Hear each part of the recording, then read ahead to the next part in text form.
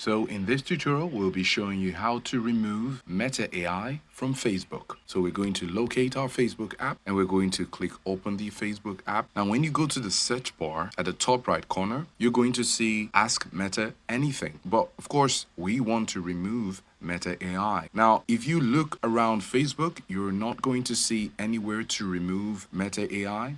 And that's because Meta wants metaai to be on your current update of your Facebook. So if you don't want metaai to be on your Facebook, all you have to do is to go to your Play Store, search for the Facebook app, and uninstall the Facebook app. Now, of course, you still want to use Facebook. So after uninstalling the Facebook app, you're going to go to your browser and search for Facebook Mobile Old Version. So when you search for Facebook Mobile Old Version, you're going to see several websites that provide the older versions of Facebook.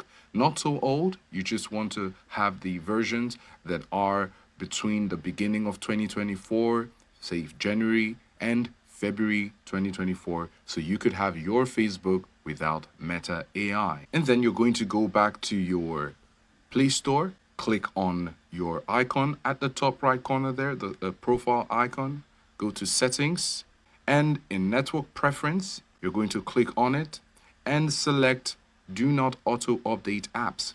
Of course, this is important because if you auto update apps, it's also going to have to try to auto update your current Facebook.